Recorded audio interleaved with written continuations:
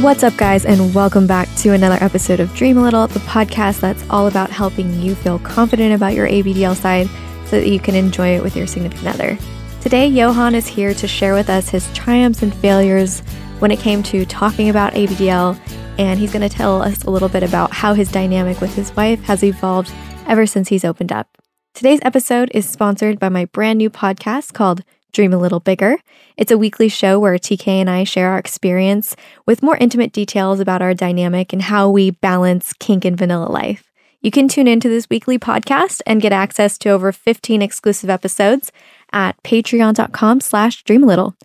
Before we get started, I wanted to give a shout out to Denny, Alex, Spank Daddy, and Death the Panda. Welcome to the Patreon family, and thank you guys so much for joining. Recently, I've been getting some requests for some ABDL ASMR stuff, so I'm going to be experimenting with that, and I hope I'll see you there. If you're new to this show, I have been a lifelong ABDL, and I was able to successfully introduce my kink to my partner, TK, and I can say without a doubt that I feel very confident about my ABDL side now. But it hasn't always been that way. It's been a really long journey, and I've made plenty of mistakes along the way. And that's why I've made it my mission to help you avoid the most common mistakes that most ABDLs make when they open up. So if you're listening and you haven't yet told your partner about your ABDL side, don't worry, I've got your back. You can download my free guidebook, Introduction to Coming Out ABDL, at thelittlelounge.com. It's completely free. All right, I won't make you wait any longer. Let's just get started. What's up, Johann? Welcome to the show.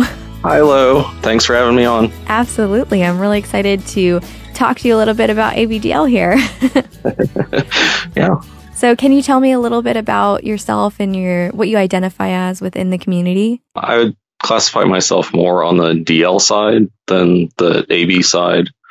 Probably if I had to identify on the AB side, it would be like a really ultra little. So... Oh, okay. So kind of the extremes then. Yeah. Well, extreme in a babyish way. Yeah. I find that a lot of DLs, or at least the DLs that I've talked to here on the show and, just in real life, just messaging back and forth, a lot of people will say they're mostly DL, but they're a little bit curious about the AV side and maybe they haven't really explored it a lot. Is that kind of the situation that you're in? Yeah, a little bit. I haven't really had a chance to really do the ABDL or the AB dynamic of ABDL, but I think I tend towards more of the submissive side. So the baby side does have an appeal.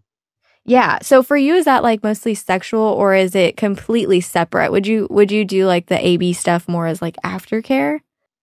Yeah, I would probably classify it more as aftercare. The AB side for me would probably be more non-sexual, whereas the DL side is some of both.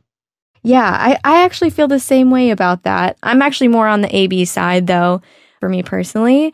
But what I find, at least what I feel is it's hard to get into the AB side of things when you don't have a partner to do it with.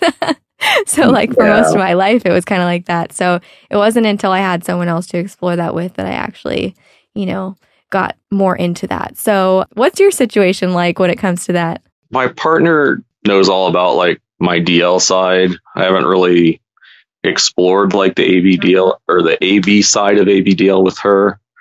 It's not really a kink that she's into at all. She really doesn't have any kinks, although she's kink aware, because I've told her about the stuff that I'm into. Yeah, absolutely. So how long has she known about your DL side? Since we started dating, probably 6 months in or so. Okay. So was she the first person that you opened up to? Yeah, about ABDL. Yeah, she was. Was it scary?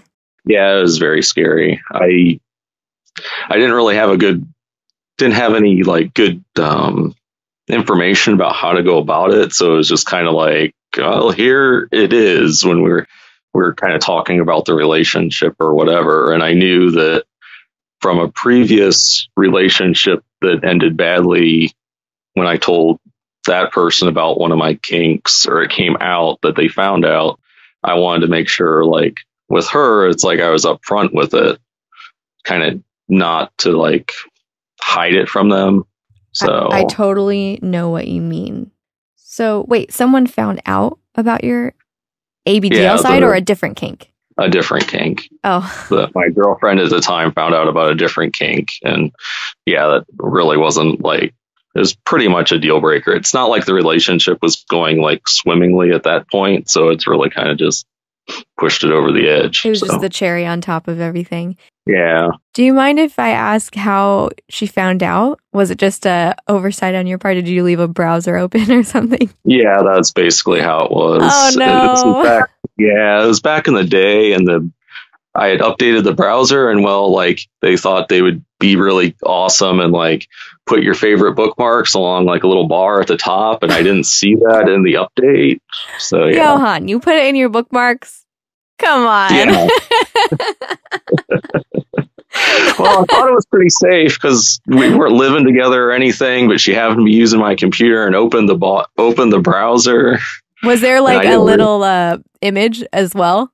No, thankfully not. So. Oh no. I'm sorry for laughing. Yeah, no, we live and learn, right? Exactly. And in the long run, it seems like she just wasn't the one for you anyway. So, sometimes that happens in the moment, it sucks. But then we find out later on that there was something else that was meant to happen for us, Mm-hmm. It ends up working out. Yeah, I'm way happier now where I'm at currently, and glad I put that all past me, even though it hurt a lot at the time. So yeah, absolutely. And I feel like, once that happens in a weird way, at least for me, when, someone found out and they were kind of like not that into it, kind of weirded out by it. I don't know, but like rejection just seemed a whole lot less scary. Yeah. And it didn't help that it was like one of my first like serious long relationships. So it was like, yeah. But it's over and it's way better now. It's like I've been with my wife, I think 11, 12 years now. So. Wow. So are you guys at the point where you'll like role play together, or she'll indulge you and you can kind of like wear around her? Yeah. Since I told her way back when, she was fine with like me wearing around her and wearing to bed at times and whatever. She doesn't really have a problem with how much I wear or whatever. The whole dynamics changed since we've had kids, so it's like pretty much when the kids aren't around kind of thing. Oh yeah, so absolutely. That makes sense. When does that happen? Yeah, not very often. Yeah, I mean, it's just part of parenthood, I guess, is just you sacrifice in certain areas, and especially when it comes to private time, just with you and your spouse, right? Yeah. So it sounds like your wife is pretty open-minded. Yeah, she is very open-minded. I'm very lucky to have her. And she's never made things weird when it comes to ABDL, or, made you feel bad about it? No, she's been really great about that. And I was pretty open with her about it and tried to let her know it's like, it's not really something that's ever going to go away, because I've done the whole binge purge cycle thing. So I was trying to be clear. It's like, I can, do it when you're not around, or so you don't see it, but it's always going to be there. And I told her about like what happened in my previous relationship and how that went badly and that kind of stuff. And, she was on board with, that's a really shitty thing to do to somebody, is to make them feel bad about something that they really can't change about themselves. So absolutely. So I feel like I'm really impressed with your approach to this whole conversation, especially for the first time opening up. It seems like you didn't make a lot of big mistakes that most people make when they have this conversation. And I'm just wondering, did you just think about your plan for a long time and just like kind of reverse engineer it? Or did you just get to the point where you're like, all right, I just have to do this? I would say that my wife kind of pushed, like the conversation, it was in the back of my mind that, yeah, this is going to have to happen. And I didn't know exactly like how to make it happen because it's like a big scary thing. And I thought the reaction would be positive, but my previous experience at the time was negative. So you don't really want to jump into something where one possible outcome is really bad. Yeah. But we were having kind of one of these, like, I don't have the right word for it, like state of the relationship kind of thing. Where is it all going? Yeah. Type of conversations. Right. And I think guys tend to be a little bit like, whoa, this is, we don't push that kind of conversation. So it was really more important for her to hear or push that and find out what's going on. So we had one of those, and I told her about another kink that I had. And then a little while later, she's still not quite. So I was still holding back, I guess. She could kind of see that. And I was like, well, there's this other kink too. And so I told her about ABDL. And then after that, she was like, okay, is there anything else? I was like, no, that's totally it. I don't have anything more. Oh my gosh, that's hilarious. So when you're talking about this kind of conversation of like, where is this relationship going, right? Is it kind of like, for me personally, like, it's like, am I going to be with this person for the foreseeable future, basically, right? Like, are we like serious about each other? Like, could this person be the one for me? Did you know at the time that your wife was going to be the one that you were going to marry?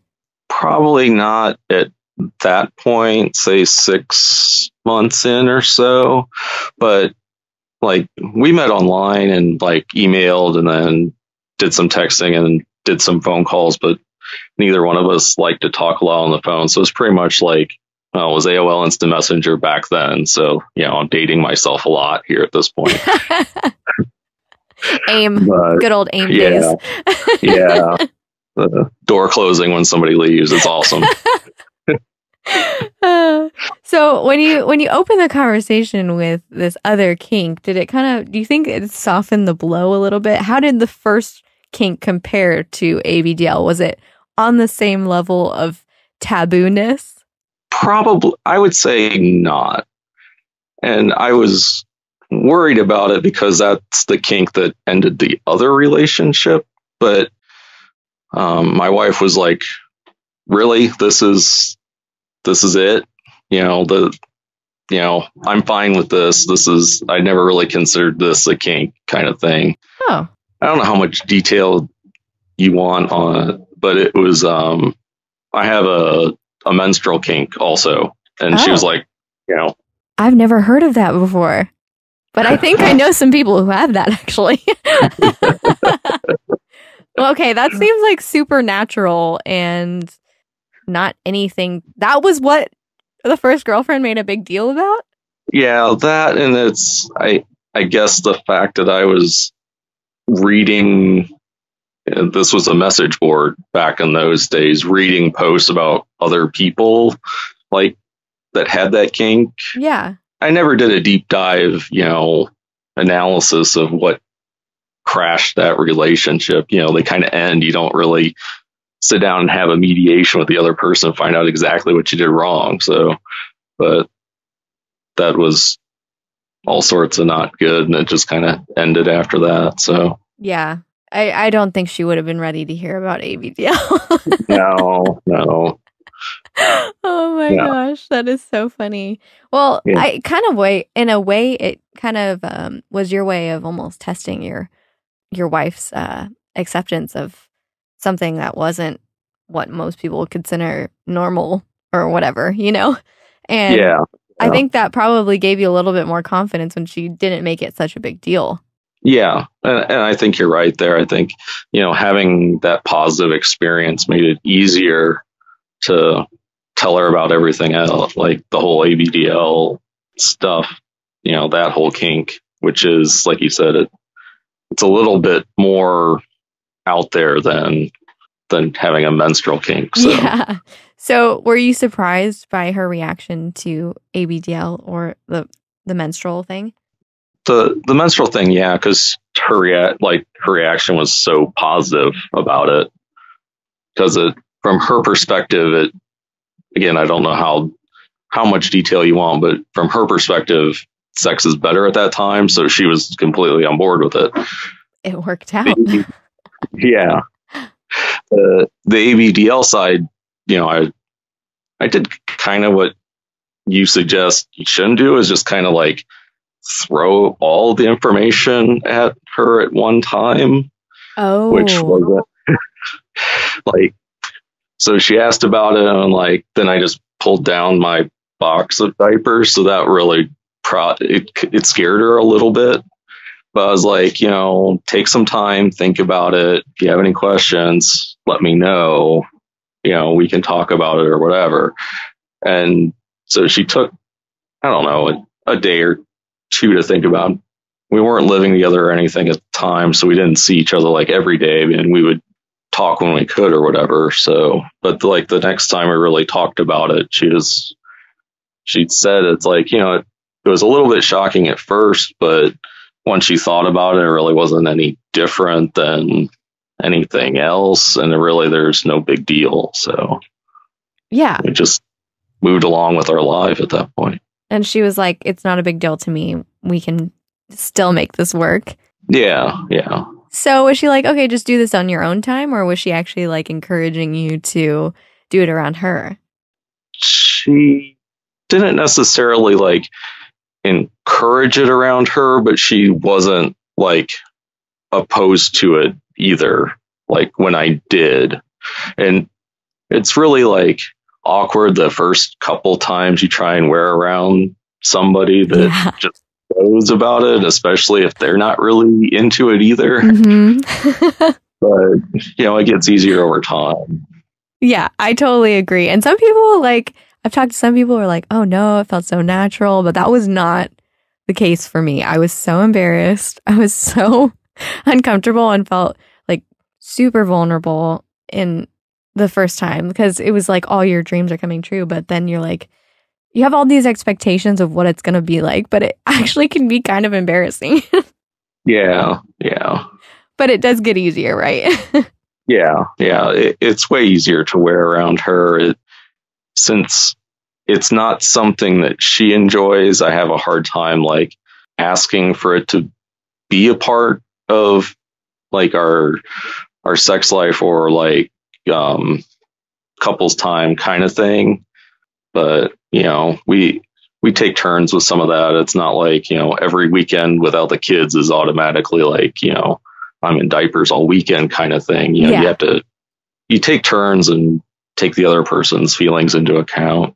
Absolutely. It's whenever you're with a partner who's not into ABDL, like I am, for instance, my fiance, he's not really that into it.